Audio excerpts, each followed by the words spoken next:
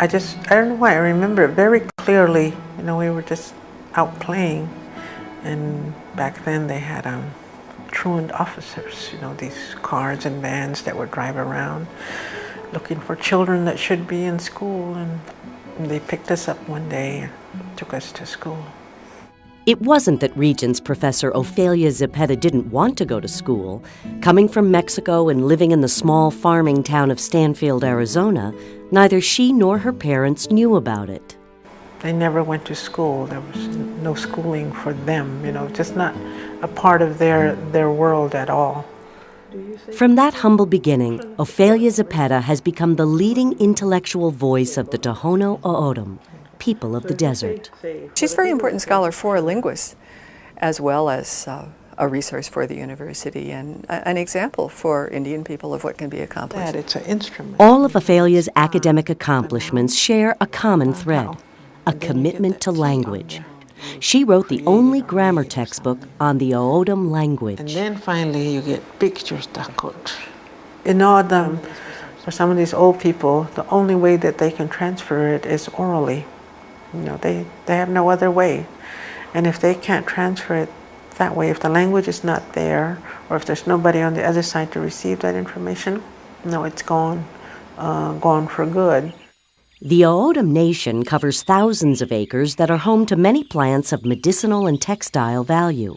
These plants can be uniquely defined by the language. There's just an enormous amount of knowledge and a special way of relating to the earth and the landscape that's in that language and in no other. Take the clouds building over the desert. The language helps describe their every possibility. Here is her poem called Cloud Song. In O'odham, it's called Nankomas Chiwak. Chutakim abushan him, Tohta him abushan him, Chuchko him wapim, Swippakim or abayhim. Greenly they emerge, in colors of blue they emerge, whitely they emerge, in colors of black they are coming, reddening they are right here. Ani and Sohoid. Translation, Ani and Sohoid. Michael, Ita. I like. I like. Well, the funny thing is, you know, I never thought I would be a teacher. You know, sort of ended up in it accidentally, and primarily because of the language. My first job, of course, here was as an O'odham language teacher. And go to number 5, Nopi. Nopi. Wisiro. Now a colleague, Jane Hill was once her student. Oh, she's a wonderful teacher. I thought it was like, you know, it was like she's very patient and very calm and very soft-spoken.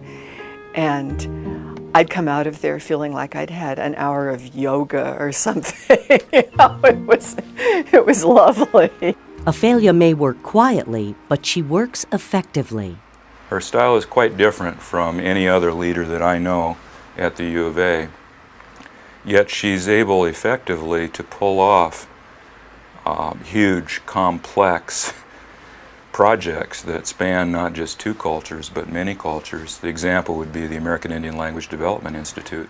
As director of the Institute, a summer program at the University of Arizona, Ophelia has helped train hundreds of indigenous language educators from around the world. Ophelia does so many things. There's a temptation to think, to wonder, how can she do all this? In terms of her work with her native grammar, in terms of language loss and revitalization, in terms of the tremendous amount of editorial work that she's done, bringing other native writers into print. And then, of course, on top of all that, her own writing. It is the real desert people who lift their faces upward with the first signs of moisture. They know how to inhale properly, recognizing the aroma of creosote in the distance. Relieved, the cycle is beginning again. And by the way, I should tell you, she's also a very modest person, and this is partly cultural and partly personal. And one of the first things she ever told me, she said, "Don't praise me. She's going to hate this." And we must all feel for the dogs of Tucson who bark as if they belong to somebody, and who before the rains of summer wish were a color other than black. Thank you.